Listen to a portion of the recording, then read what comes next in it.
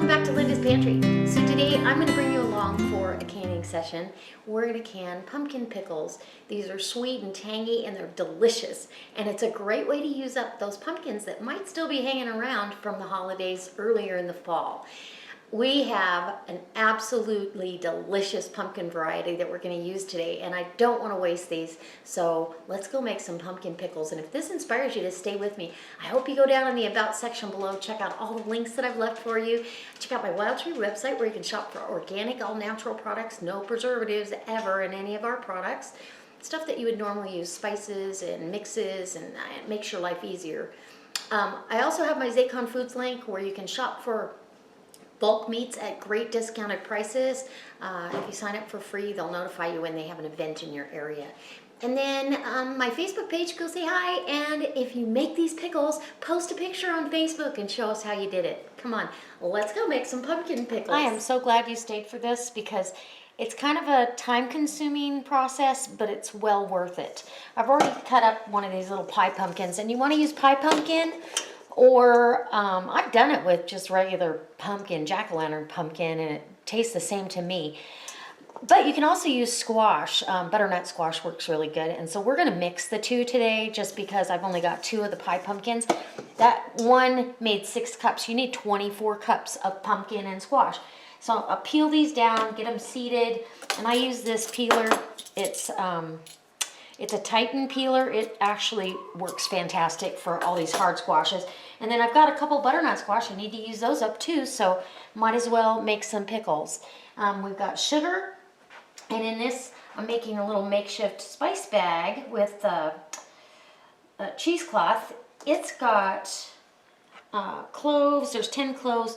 It called for whole allspice, and I'm like, all I have is ground allspice, so it also calls for 2 cinnamon sticks, and all that's in allspice is cloves, cinnamon, and nutmeg. So I've got a nutmeg here, and we'll go ahead and use that. If you use the ground, your liquid, your syrup won't be as pretty. So you want to make sure your syrup is as clear as possible. And vinegar, and it also is the zest of a lemon and juice of a lemon. And I change how I do this. It asks you to segment the lemon, but I don't think that's necessary. To take the membrane off, I think you're just fine by juicing it really well. So that's what we got going on, and we are going to get moving on this. Get these all cut up. As soon as I get my 24 cups of squash and pumpkin cut up, I'll bring you back and show you what I'm doing. So I just want to show you what I'm doing here, just for a quick second. For those of you that have never tackled a pumpkin for whatever reason, I like to use a small canning lid, and you can use one that's already been used. And I just get those seeds and some of that membrane scraped out. But I found after doing this for a while, if you get too picky on this right now, you're wasting your time, because we're going to peel the outside with the peeler, get all the seeds out, and the stringy stuff. Let me get the end of this peeled and I'll show you. Once you have your piece all peeled and you cut they say 3/4 of an inch cube. So you cut your cube, then you go in and trim whatever stringy stuff is on there and put it in my measuring cup. I've got a measuring cup sitting here. As soon as it gets full, then I'm keeping count on my phone with a little notepad, just so I don't lose count of what I've got going on. And then this one's a little bit wider, so I'm going to cut it in 2. You want to make sure that the brine is able to penetrate. So you just cut that off and in it goes. And that's how I'm doing this. So if I get any questions stating, well, we didn't see you cut it up. This has got a little extra skin on it. I don't want that on there. So there you go. It's a little bit of work, but like I said, it's worth it. They're just like candy. So I've got all my ingredients here ready to go. The pumpkin. This took me an hour and a half to cut up the pumpkins and the butternut squash. It was 1 butternut squash and 2 pie pumpkins that rendered about 6 cups each. It's a lot of work, but look, at the results are going to be great. It'll be enough pickles for the year. So I need to do 6 cups of sugar, and because of how much pumpkin I have, I got my bigger pot out. So there's 4 cups of sugar there. I would imagine that you could even use brown sugar. But, all right. And earlier this, I think it was late summer, Tom over at Tom's Test Kitchen messaged me and said that he was at farmer's market and found, I believe, now I could be remembering this wrong, but pumpkin pickles, and kind of challenged me to make them. And I don't know why, but I kept thinking sour pickles, not sweet pumpkin pickles. My mom used to call these sweet squash pickles, so that's always been in my head. And then for the vinegar, we're going to need 4 cups of white vinegar. And I always have tons of vinegar on hand. I'm going to go ahead and empty that bottle. Perfect. Yay. And if you don't think you're going to have enough brine, or you can always double it, or however you see fit. So let me see if you can see what I'm doing here.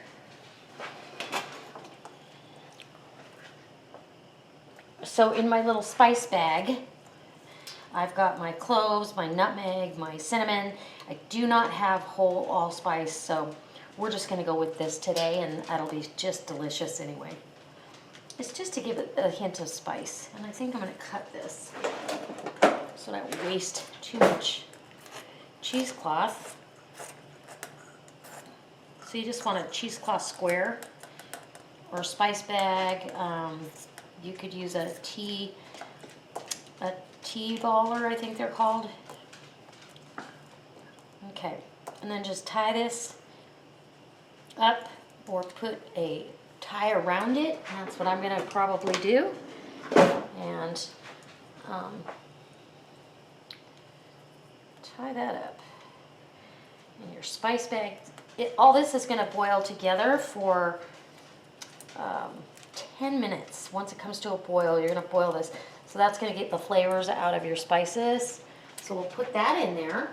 And then we have a nice clean lemon that I'm going to zest the whole lemon and then squeeze the juice out of that lemon. Let's see. And I like to zest like this, kind of, that way I can see where I'm at, and it holds all the zest in the trough of my, or most of it, in the trough of my zester, if you will. I need a pot about halfway in between the one I had out here and this one, because this just is, could be too much. You know what, I think I do have a pot that's smaller. I think I'm going to go get the smaller pot and just transfer this. It's not a bigger pot day, it's a smaller pot day. So once we have all the lemon in here, lemon zest, which was about, I'd say, a tablespoon of lemon. This lemon I can tell is juicy, so we're going to get lots of juice. And the recipe wants you to segment the lemon, get it, or, you know, get all the membrane out. And I just don't see a reason to have the pulp in there like that. It doesn't make sense to me. And I think that if you didn't think you were going to get enough lemon flavor, go ahead and use 2. You are the boss of your pumpkin pickles. All right. And then a tip, a little kitchen tip is, you can take this and clean your barbecue grate. It does a great job, especially with the stainless steel grates. It just gets them nice and clean.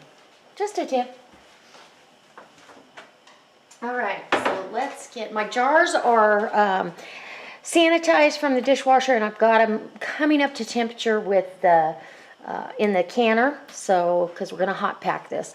So let's go over to the stove, and we're going to get to, well, I don't even know if you can see this because the pot's so big.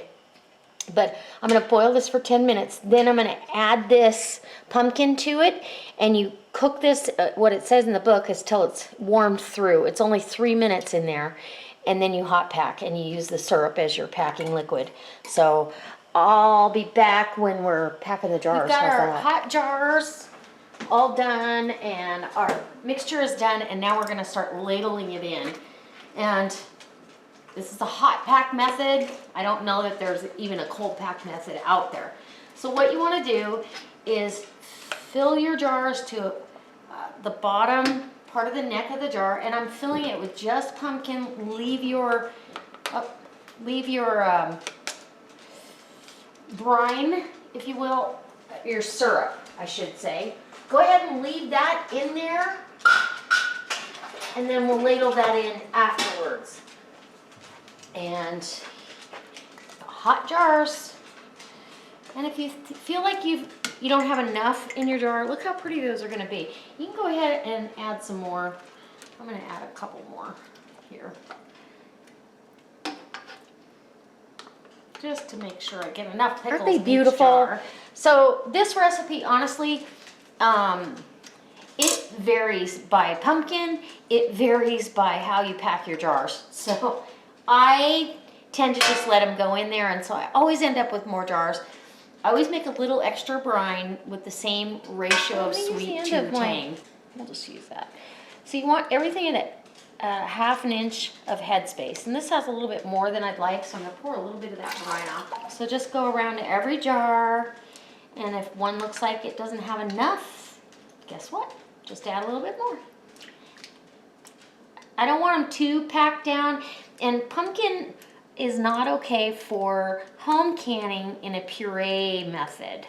But cubed, you could just can plain pumpkin just like this, and you're just, or squash, winter squash, and you're just fine. And then you just mash it when you take it out of the jars. In fact, I'm probably gonna do some of that next year because I really like using pumpkin in a lot of different recipes.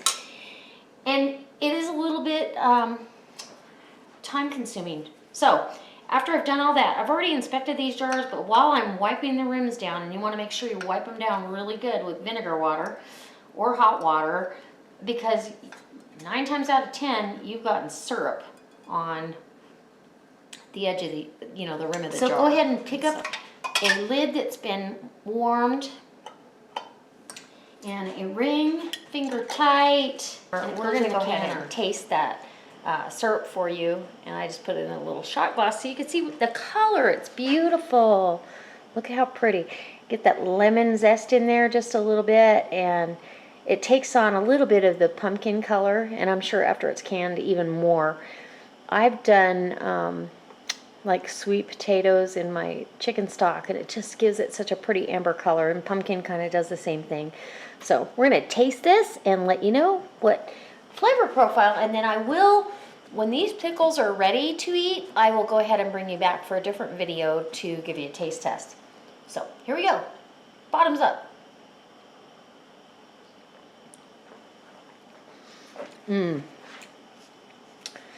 It's sweet and tangy, so it's not too sweet. I really like that.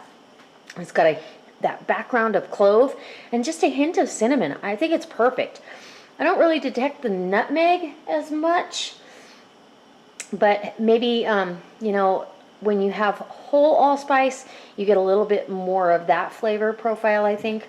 But it is absolutely phenomenally delicious. I can't wait for these pickles to be done. And this is just another way to use up some winter squash or some pumpkin or the other jars out of the canner. So all of the jars have come out of the canner, and it took 2 sessions because my canner only holds 8 pint jars, and we got 11 pints out of this.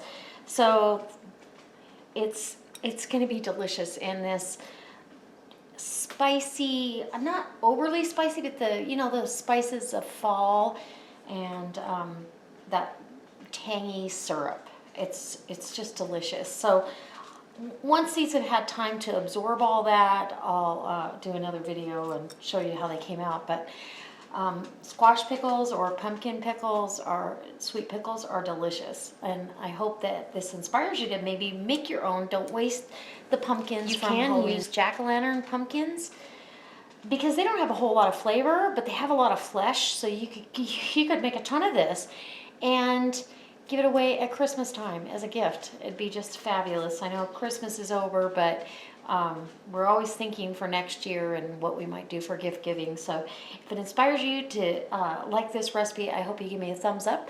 I hope if you really liked it or have never seen anything like this, go ahead and share it on your Facebook page. And if you're not a subscriber, you know the drill. Go ahead and hit subscribe and you'll get notified next time I make something else. And when I test these out, you'll be notified. All right, guys, I can't wait to see you next time.